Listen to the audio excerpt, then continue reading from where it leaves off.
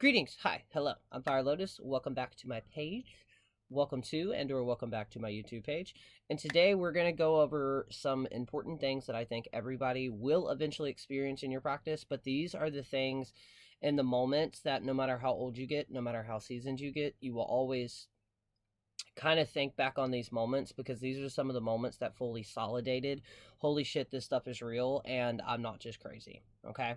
So the very first one, I've talked about it before, and this is not going to be necessarily in chronological order because I've had paranormal experiences and me tapping into my mediumship abilities when I was much younger.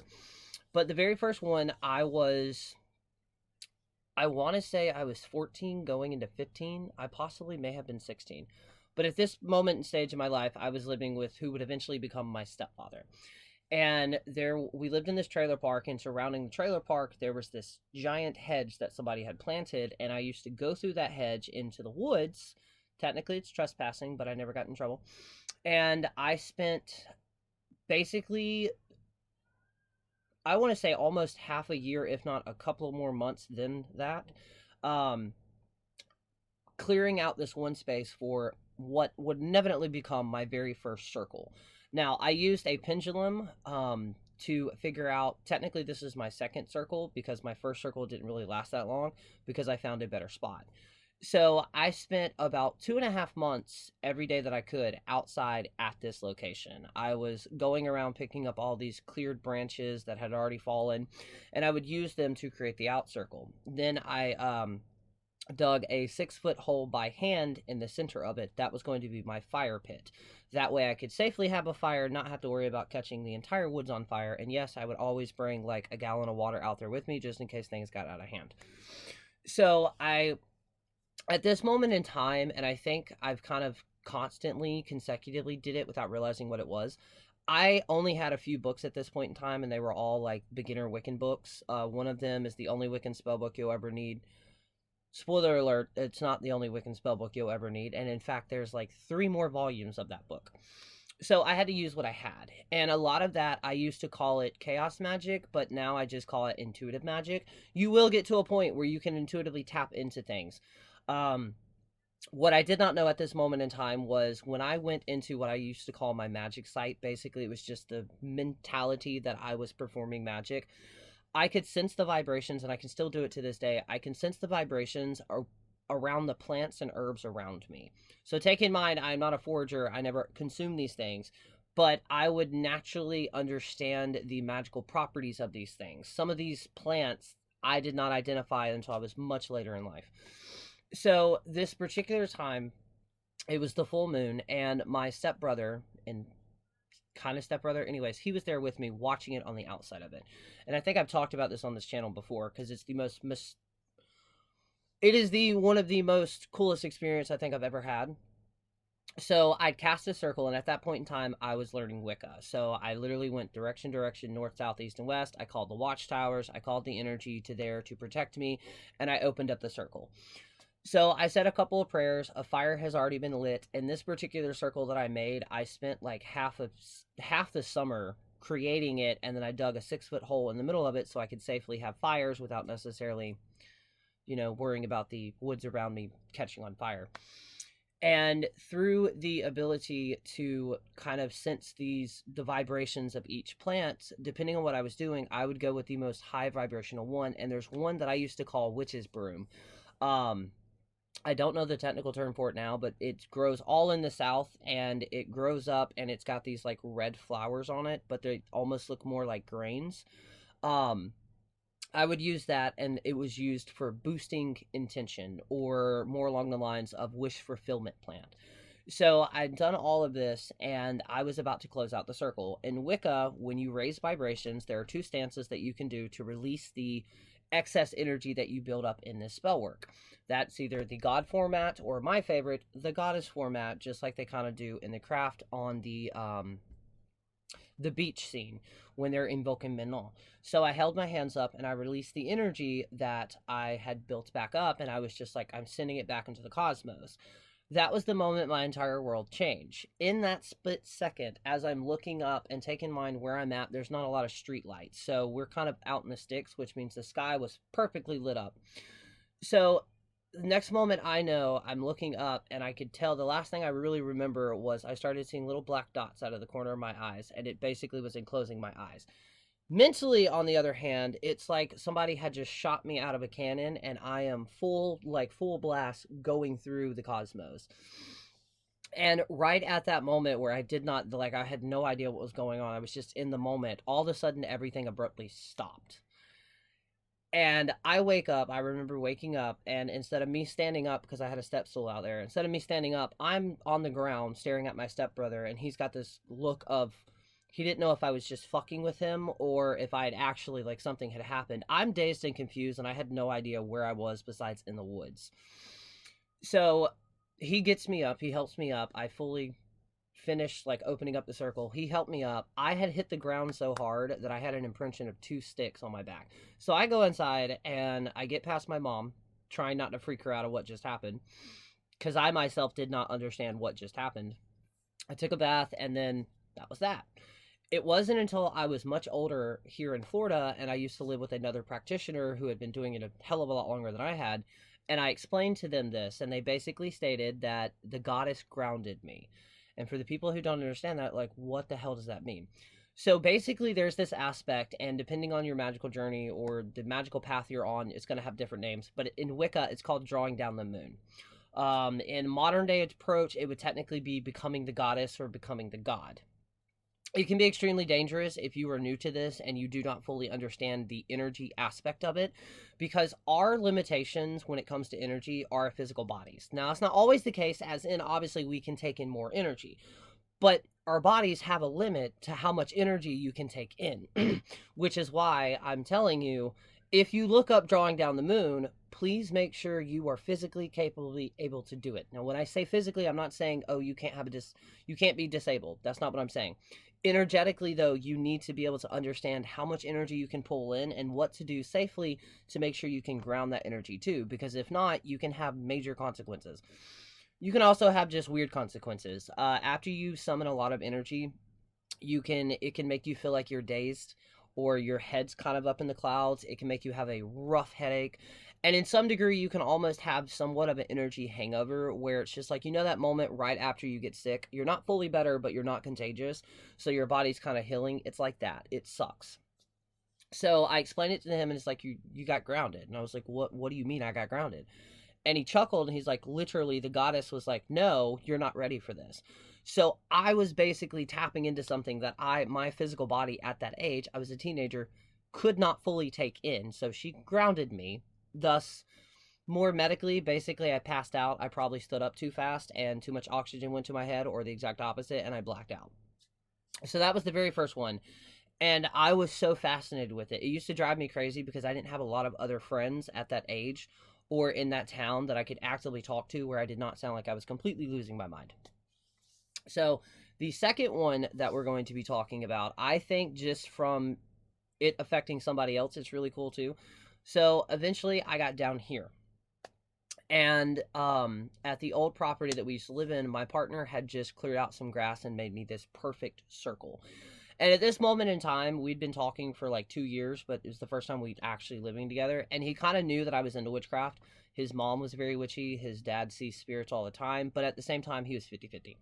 He was like, okay, yeah, I've met other people that says they practice witchcraft. So I was like, all right, well, let me prove it to you. And he's like, how are you going to do that? And I was just like, come out here to the circle with me. And we had a single porch light on the back, and it was the yellow light bulbs to like keep the bugs away and shit. So I get in the circle, I fully cast the circle, and this is the most important part, because when you cast a circle, it is supposed to be like you are creating a bubble, right? You are creating a moment in time outside of every plane of existence that you were in except for that bubble. And when I did this, he noticed that when I actually fully cast the circle, he noticed that it changed. The lighting outside changed. It was almost like somebody had put a slight filter over it. So I didn't really do that much in this particular circle. I was just trying to get him to feel the energy. It also noticed all the animals and insects completely stopped. Another interesting fact about that, if you practice outside and you live somewhere where cicadas are at, cicadas will match the energy. So there are some times where I'm outside doing magic and the cicadas can almost it's like a gauge where they'll react as that energy is building, and or they'll do the exact opposite and they'll go completely quiet. So I was like, all right, I'm about to split the circle open, basically. So I sent the energies. I was like, thank you for coming. You can either stay or go. It's completely up to you, but I'm done with this circle. And I held my athame and I split it up.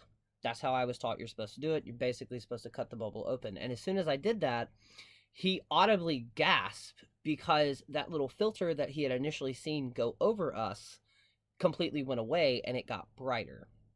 That was kind of for him. He's like, okay, holy shit, this stuff is real. So those are two moments. Now the next two moments, again, not in order that I've had my life. Personally, for me, it's absolutely incredible. So back when I lived with my stepfather, I'd met a friend there. Stacy was her name. And at this moment in time, we were talking on the phone. I'm at my house. She's in her house. We're probably about, I don't know, 5 to 10 miles away from one another. Maybe not that distance. We're very far away from each other.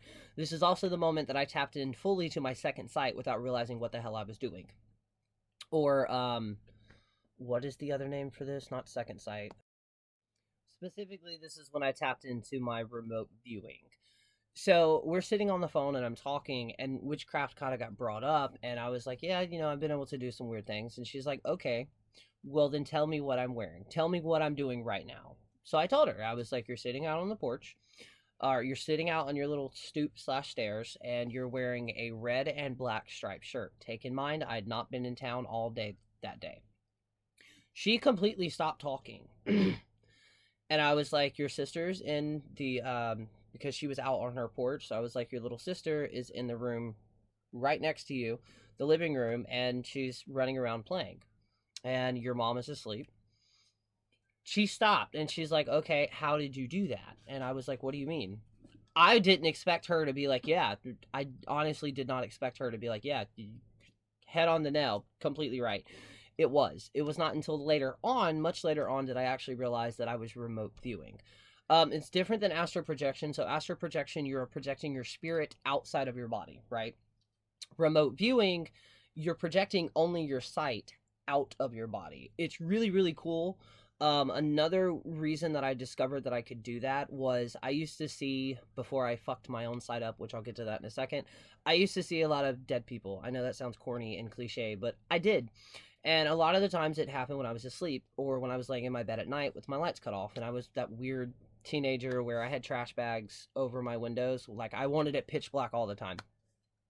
And there was this one moment where I had a bandana wrapped around me, which I still do to this day. I have an eye mask that I sleep with.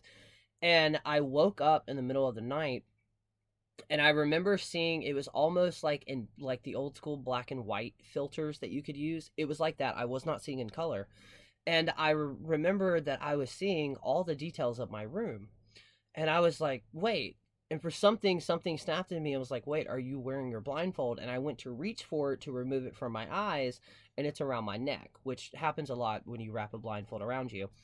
And that was the moment where I was like, holy shit, okay, there's something there. This is also around the time that the Psychic Kids show was on A&E. That show did a lot of help, but it also did a lot of damage because there's a couple episodes where it's like, you can cut it off. Don't try to cut your psychic abilities off because more than likely you're going to wind up cutting it off and it's just not going to want to come back on. You can still gain access to it, but it takes a lot of work. So the second one that I'm about to explain to you, or the third or fourth one, I'm living in up north Alabama with the person that I was with at that moment in time, Josh. And at this point, we're both practicing. We're kind of being each other's teachers at the moment. And we were doing this meditation, and this was right before we did our initiation into witchcraft on Halloween. Which, yes, my initiation anniversary is coming up this Halloween. So because we had recently took a trip to Panama City Beach, we went to a bookstore and I wish I had the book around me now. It's not the same one, but it's the same book, which is the complete grimoire by Silver Ravenwolves. That book helped us so much because it gave us a lot of the information about witchcraft techniques. That book goes over everything. It goes over runes, sigils, magical alphabets, you name it, that book goes over it. And it was in there that we started to meditate. Now, meditation with me has always been 50-50 because I have neurospiciness. My brain is going at 1,000 miles per hour. And a lot of the times, my mouth can't keep up with it. At that moment in time, though, I was actually on insurance, so I was on ADHD medication. There is a rabbit hole to fall down if you are on ADHD medication and you do spiritual things, but you also need to be extremely careful because it can easily make you slip into a psychosis. I'm not even joking. But there's an entire Reddit subgroup about people who were taking it obviously prescribed by a doctor, and they noticed that other things, it helped other things, which makes sense because all of our six senses are our normal senses, just slightly heightened. Obviously, the right medication and stuff like that to slow the brain down, but in a good way, obviously it makes sense. So we're meditating and or we were starting to meditate, and the other book that we had recently got our hands on is the real book that completely changed my entire practice, which is the Temple series by Christopher Penczak. I think it's called The Witches. Hold that thought. I'm going to look up the exact title. So the first book is the book that we got, and we also had the third book. We got them out of order, but the very first book is The Inner Temple of Witchcraft Meditation by Christopher Penczak. If you can get your hands on that entire series, it will do so much because it's not like a lot of the other authors. True enough, the authors have changed, but back then, most of the authors that you'd come across, they're like, you do this exercise this way or it's not going to work.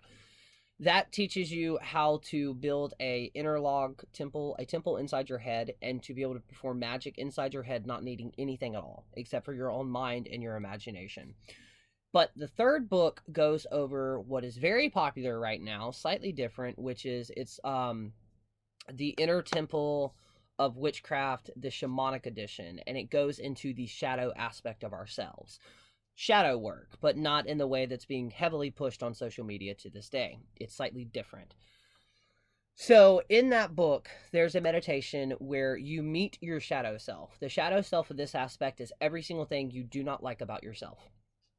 Now, at this moment in time, I still had my sight. That's important to note. So in this meditation, I walk outside, and at the time, Josh has already set up two things he asked the universe to happen to me for him to have a validation that what we're doing is actually real. I did not know any of this until after my experience. So it is in the middle of December, going into January. It's cold as shit up North Alabama. And I'm outside about, I think I started this about 12 o'clock, and it ended around 2. Okay, it's the longest meditation I've ever gotten into. And in that meditation, there was one moment where I levitated. I don't care what anybody thinks. It sounds weird. It wasn't this huge where I was like 50 feet off the ground. It was literally just a couple of inches, but I was laying on concrete, which was extremely cold. There was a moment where I was doing chants, or power chants, if you was. One of them that I use is from The Craft. This is the hour, now is the time, this is the hour, ours is the magic, ours is the power. And then there's the other one where it's like earth, earth, air, air, fire, fire, water, water. Those are power chants. Those are chants that can get you in the mood and the mind state to do magic. There's a lot more of them out there. But I was using that one, and for some reason I started chanting, light as a feather, stiff as a board. Light as a feather, stiff as a board. Now take in mind, at this moment in time, somebody could have completely walked up to me and I probably would not even know they were there. So in a split second, I felt an airflow up under me where I was not connected to the concrete. The exact moment my brain realized what was going on, boom, I felt the concrete. So I was like, okay, so I'm getting deeper and deeper into this meditation. And one of the things that Josh had asked for that I did not know, which is still kind of abnormal because I'm in northern Alabama, he asked to hear wolves. I heard a pack of wolves, not coyotes. Born and raised in Alabama, I know what coyotes sound like. These were fucking wolves. So I heard that again at this moment in time that I'm experiencing it. I did not know that he had even asked for that. So I'm going in and I'm getting deeper. I'm trying to like kind of mentally picture what my shadow self would look like. And then out of the blue, I get ripped out of my meditation. And what I mean by that is my body went on full alert that there's something wrong or something is there that I guess should not be there. It's also very important to note that this cemetery or the apartment complex that we lived at, there was this slight uphill, and then on top of that was the city cemetery. Graveyard, cemetery, either or. And all of a sudden I look up and there's this one light post that's kind of close to me. And I look down and there's this grave there. And as I'm looking, all of a sudden, clear as fucking day, there is this black body crouched down. If I had more space on what I was doing, I could show you the exact crouch. But when I say black, I don't mean like just the absence of anything. There was no detailing except for the outline of the body. And for a split second, we locked eyes, or we locked on to one another. In that exact moment, I experienced fight or flight, but also completely frozen with fear. As in, every ounce of my entire body told me to get the fuck up and run. I had full on goosebumps, but I literally could not move. I was petrified in fear. And eventually I snapped out of it. I looked, it was gone. I ran back inside. So as I run back inside, freaked the fuck out, trying to calm down, because again, I'm freaked out not by, oh, I felt danger or I felt evil. It was just, I didn't understand what the fuck I just came across. It just felt old. Old, old, old, old, old. And it was more along the lines of, it was just really curious about, what are you doing? So in that moment, I explained to Josh everything that had just happened, and then I also explained the wolves. He's already kind of a pale person. When I mentioned that I heard wolves, all color left his body completely. And then that's when he explained that to me. So we go to sleep. We finally, go to sleep. And we wake up that morning to his mother banging on the door saying she got the shit scared out of her last night. So the apartments that we lived in, they had like security screens on the doors and the windows, and it was like heavy duty. She got woke up to what sounded like something was trying to come through the back door. While also, when we went out there to explore, there were scratch marks on it. Do I believe it was the same old thing that I saw? No, not really. It may have been something else. When you perform magic, especially outside, especially near a fucking cemetery, there are going to be things that are going to be brought to your attention. Because you got to think of it, when you perform magic, it's just like this. Okay, imagine all of this is darkness. You become a little beacon. And I'm not saying that to scare you. That's why we always have different types of protection. Necklaces, psychic protection, oils, and everything like that. You have to be aware that when you perform magic, you are also becoming a beacon out in the darkness, which is not really dark, but anyways. So, circle, square, whatever shape, you need to make sure there are protections there, okay? And it was weird because I did not understand, and still to this day, I do not understand what I saw, besides it was just very old. Old, old, old, old, old. Another aspect of that were when we were meditating outside, we were trying to connect to a goddess, and I described to him the exact same thing that he saw, which was this kind of tall lady. She had light beaming around her, and she had reddish hair. So these are just some of the many, many other experiences that I've had. And the very last one, because I know this is very long, so if you've made it here all the way, thank you so, so much. This is the one that really, really solidated something in me when it comes to gods and goddesses. So at this point in time in my life, I had just got out of jail. For anybody who did not know, I got stopped with my old roommates and Josh, and I got arrested for having marijuana on me. I lived in Alabama. I spent a week in jail. I got out, did my things, went through all the therapy and all the other things, and eventually finally got off like 2.5 years later because the criminal Alabama system is criminal. The judicial system is criminal. Anyways, so in this moment, I just got out of jail, and I go back to live with my mom. Except for, my father-in-law does not want me anywhere, or not my father-in-law, my stepfather at this point does not want me anywhere near the house because I'm a troublemaker. So I was living next door or across the street with my stepfather's ex-wife. I know, it's a Reba moment. But anyways, so I call my mom because some shit went down there, and I called my mom and I'm like, look, I'm not staying here. I'm coming over to you. And evidently I had to sleep in the car for a few days. But in that moment, I had a CD player and I was listening to Evanescence. Music has always been a thing with me. It's gotten me through so much shit, and I would pace because it's 10 o'clock. I'm a teenager. I don't want to go to sleep, and I'm sleeping out in a car. So I'm pacing around, and that day, how it was set up basically, when my stepfather was at work, I could come in and hang out with my mom at the trailer. But the moment he came home, I had to walk outside. I know, it's very stupid. But this particular day, there was this hawk that kept flying over our property, cawing constantly, and there was this huge magnolia tree. So there was this very tall magnolia tree on the back of the property, and it kept landing on that and then again flying out, to the point where my mom even asked, "Hey, what's going on with the hawk?" And I was like, "I don't know." So they go to sleep. He comes home. They go to sleep. I'm outside walking around, pacing in our yard, and all of a sudden, take in mind, it is nighttime. It's about 10 or 11 o'clock at this point. The hawk that had been circling around the property all day long, there was this old swing set. It was just missing the swing, so it's just basically this wood piece right there. And I'm watching, and all of a sudden it flies out of the trees and lands on there, which is about probably 5 to 10 feet of where I'm standing. And I completely freeze.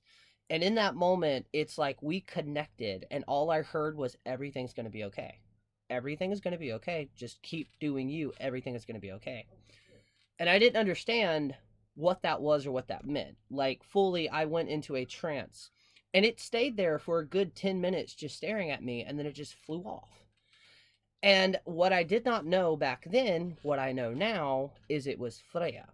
So I have a very strong tie with hawks and crows, specifically hawks, to the point where when I used to go in with my partner to work, the workers around that would go in with him, the other workers, noticed every single time I came with him, there were constantly hawks that were on properties that they would never really seen a hawk at. And this became to the point where they would see it, and then they would try to get my attention to show me there's a hawk there. So I have a thing with hawks. It's Freya, and or I found out shortly it could also be Apollo, but specifically it was Freya. Now, the reason this is important and how this all ties in together was because fast forward, I meet my partner, I move down here, we're on our old property, and we have cats. I love cats. I've always been surrounded by cats as much as I could. So we eventually inevitably move off that property, and remember the roommate that I'd mentioned earlier, who is a practitioner, comes there for the very first time because he's helping us get some of the stuff off the property, and he goes, "Oh, Freya's here." And I was like, "Huh? What do you mean?" And he goes, "She loves the fact that you have cats."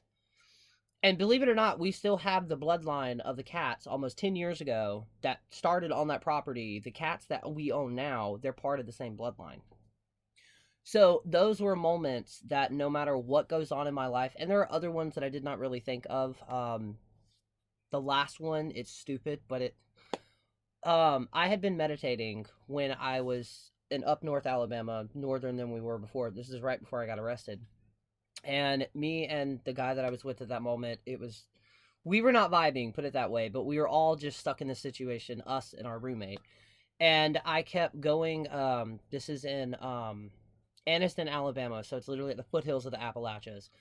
And there was this one place outside of our apartment complex that we were living at where it's this giant ass fucking boulder, and it was a cliff, and it just looked off over Anniston.